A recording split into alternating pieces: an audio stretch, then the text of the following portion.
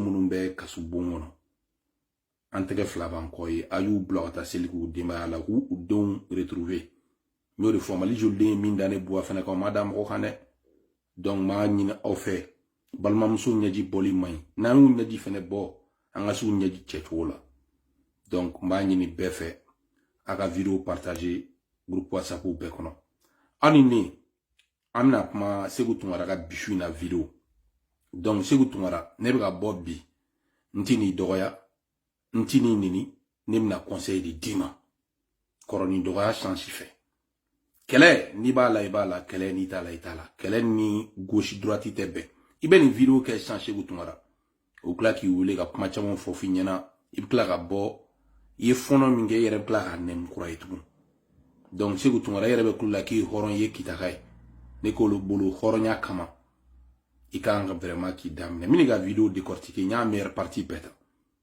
croche gu tungara kele ni ba ke ibeto sira clinica ibeka galoni sutra asimi me galonika ne afi asimi me galonika donc ibeka tugu galoniko donc bo galonko ika tugu tienko donc mani ni be faire vidéo partager groupe WhatsApp ko no croche gu tungara ibe na wuli kuma bega vidéo la erreur do bala ga vidéo la kuma be o itien kuma de itse ga wuli kibe kunu politicien traité de voleur que de tous les noms d'oiseaux ko le malichi.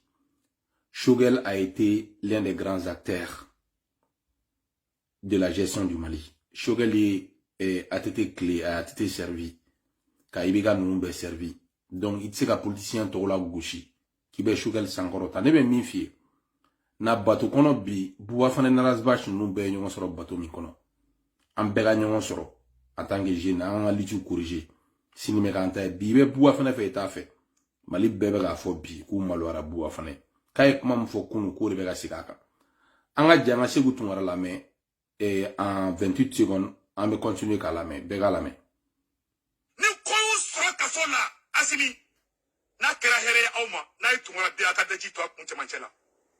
Abe foko mo kele sara kasola anna ko sura pima sa kasola anna ka sura awna te abe foko be ka mo fakadi abe foko hinate out sukuna ne rebe srawnya out takeradi ne mo mia out critiquer o yaw juguye ne mo mu yaw fasada guitar la o yaw nié no do ay segu tungara fara voilà segu tungara ye puma be bon munu ba fo kan ye faso de juguye segu tungara flene ga tien fore ni tien fo asimi nu nyana olu be ga jugude mais ni tien fo u nyana o ye faso de juguye mais ni u jan ta fo ye mali de nyuma donc ma bonne dade ni bora segu tungara de da.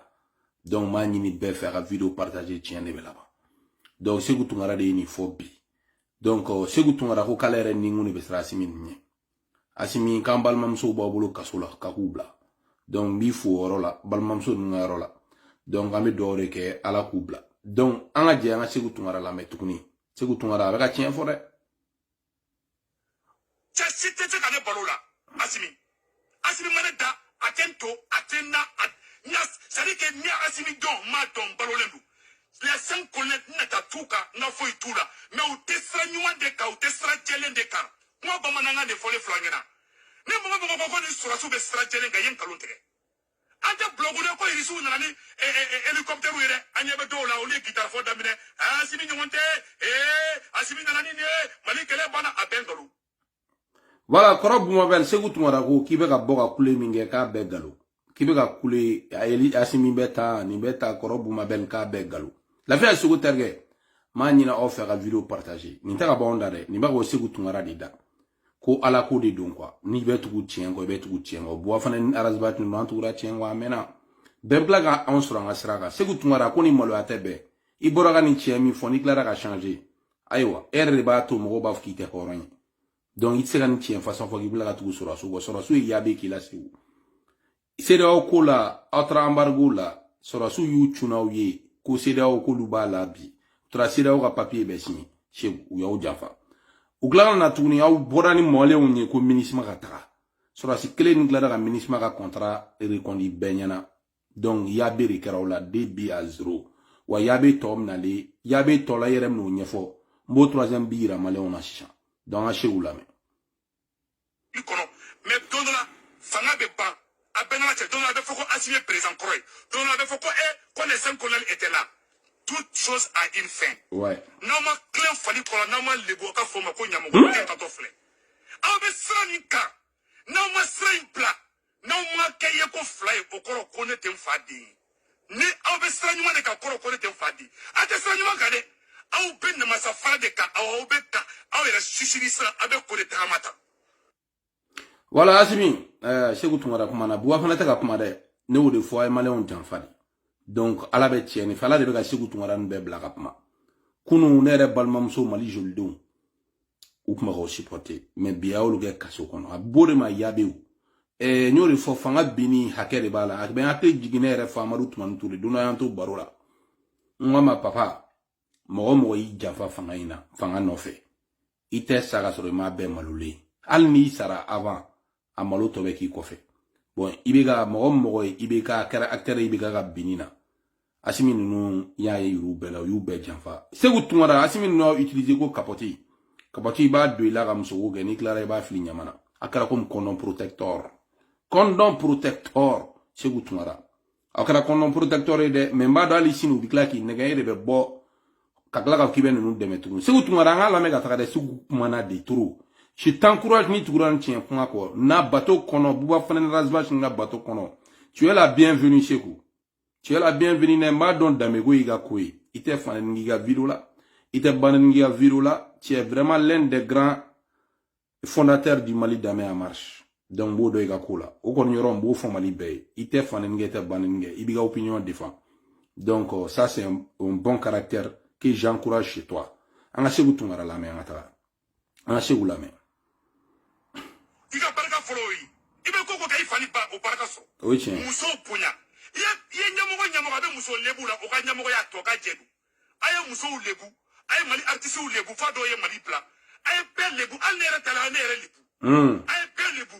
Aba glorifier no de kono ko personne est intouchable. Aye pe la mola aye pe fene. Ali awla fa sabara ala aw te beni be ka glia be bolobi. Aw ka sra moy. Mo ba on yere là parmi les activistes mon est placé sur. Voilà, Sékou Toungara, il y a pas de fois c'est important. Ne ben darla, munu meli na ma ina fa abla groupe kono a partager. Na be fa partager, a partager diga, c'est partager quand même ba partager. Sékou Toungara ya artiste munu to fo. O artiste kele munu dona kasola. Anyolo artiste kele ni tout récemment. O lubega Asimi défend galonga. Donc Asimi nu ma ko men mina au boulot. Ayo notoriété di Asimi nu ma galonga. Donc il a utilisé comme capotier. Donc yo muso ko kana capotier. Ou ya succès ou you muso solo ka furu donc biwa mo taula quoi. Donc vous êtes comme des condoms protecteurs. Donc nous vous défendons on utiliser comme condom protecteur.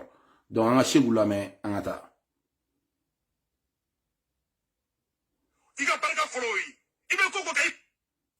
Voilà, on a chez vous la main. Ce n'est pas fort, même le couteau dans la gorge.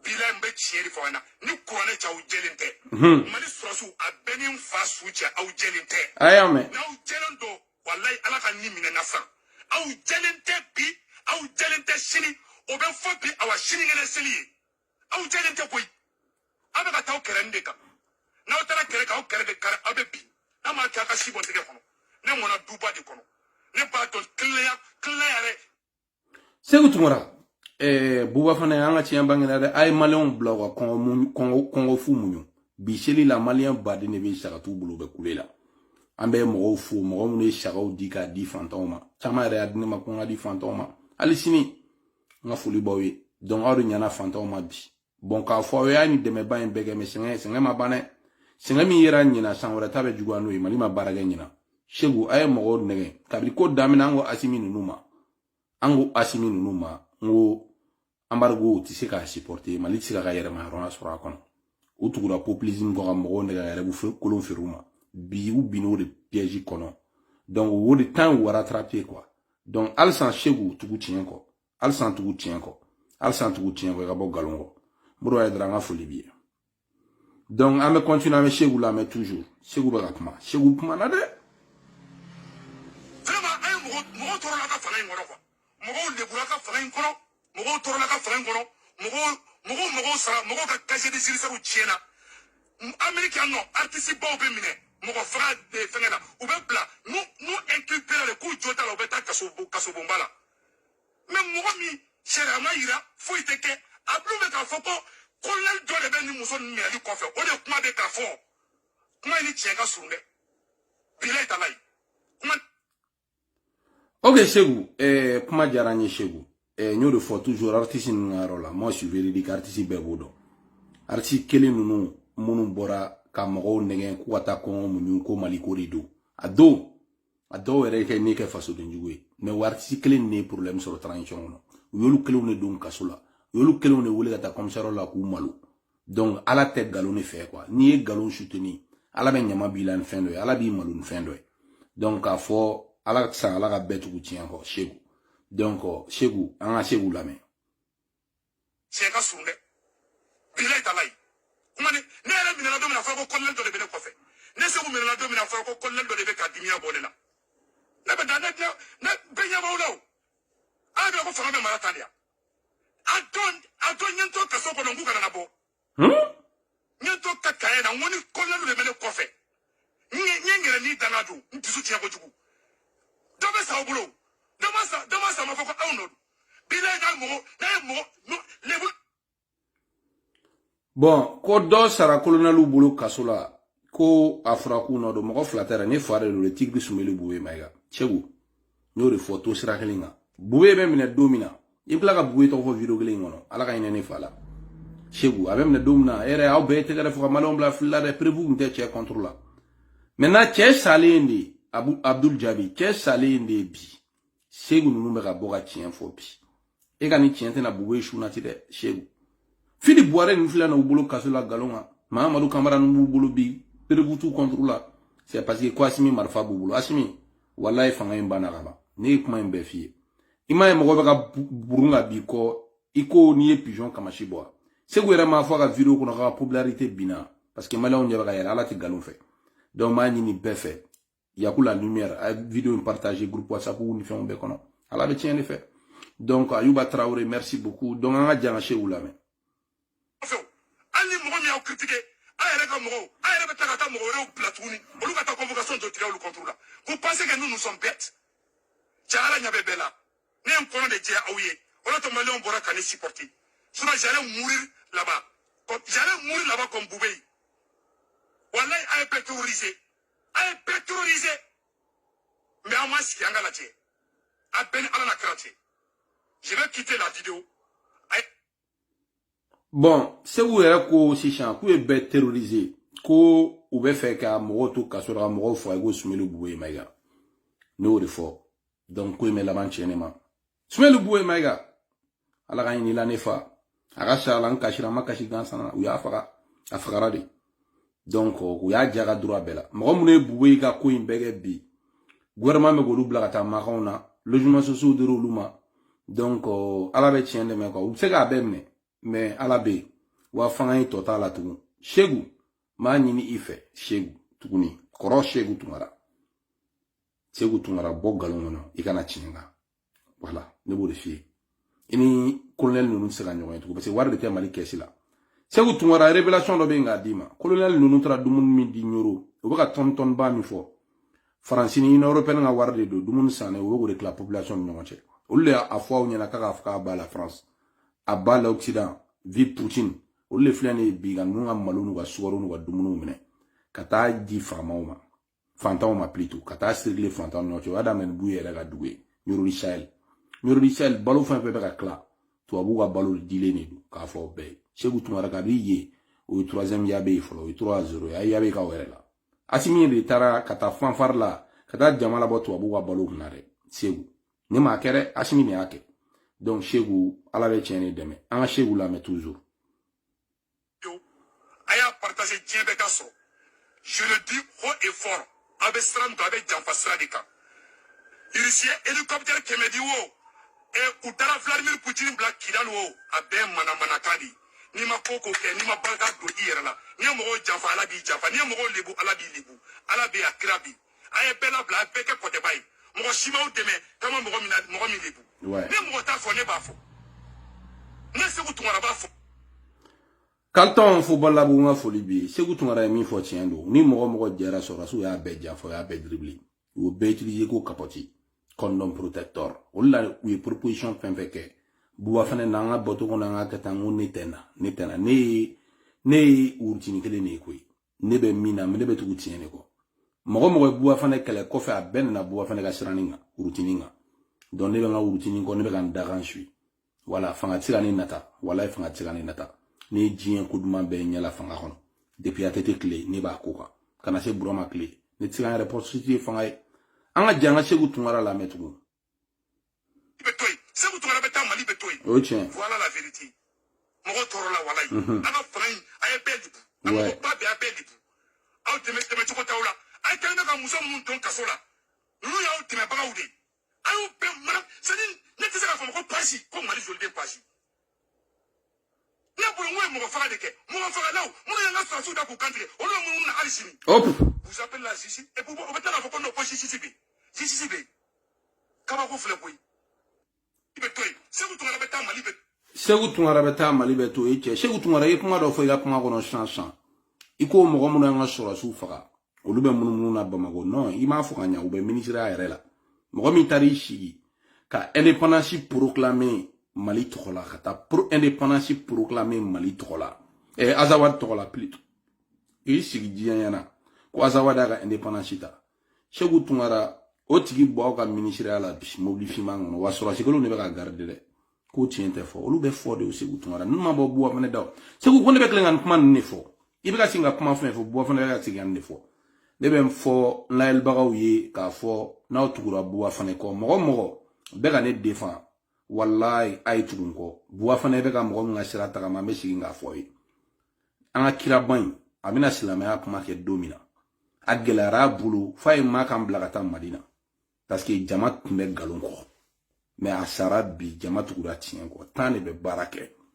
ni yobla imina tuni matigi Yesu Krista be Jésus ga filmu naje Jésus be da tien kelege domina ay Jerusalem nunu bebla aklara ka laban Jésus ga tiema Nabila Musa ni Faraona ga kele be ay Faraona e Nabila Musa e dugu bla fo ati sigi kulu de sanfé parce que tien ne kumba bulu bon tien fola mamadi bebo do mais munu be ka tugune ko bi ay dala ka fuka be ka tugu tiene ko shegu tungara fle ka film be bambi shegu mina video in laban ni mi shegu yere ko yi halalade yi tungara halalade donc ne be mi fi nyana yi tungara halalade ne be mi fi nyana shegu ne be mi fi nyana ifle ne kan siramita ni ne tien srai sora su yi lebu ina na malla ni kunu ya avion ta kiptati akunta be on masora su yilebu en kele on éclaira intervention le wona to igata kaso mbala so ne nta garu bulu khaba parce que ya donc quand on remna yela ma khani deme finalement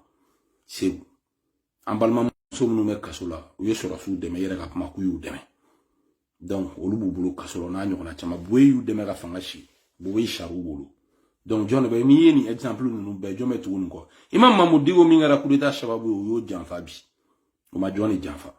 Donc, et puis, mais comment me fait Chogal go comment yabla Chogal fanaye politicien Bamako robade Chogal est mindou 600 millions d'euros kumbala a demena 600 millions sharai ala khama donc al sana bora ministre ala au deliba ko donc kana Chogal défend kana politicien to la gouchi be Chogal fanaye défend be faglem bakli ministre Abla Diop il a servi beka donc asimi mogo ta segu na be ka tegere fo dog na u be ko ibeka mogo na tilundi tiene be laban quoi mogo kana galoin ko parce que kadi arranger par exemple bi maro la publication na erreur de photo be ka kono ou be kule ite fendo ta kalange bi wari ga ministère table arabi o mogo kele munu ma ko on be fotike o le be ga wari défend fotika en galon ne kon bulu ni dollar gauche fotiko la ni yere ga tour sera e mante go tigi sutura tu malente tien fait o drone du donc horon ya be ga banko parce que horon talent tien fori donc chama horon jambe chama na la gu jam fali ben chaare ala ka nyaka dama be chaare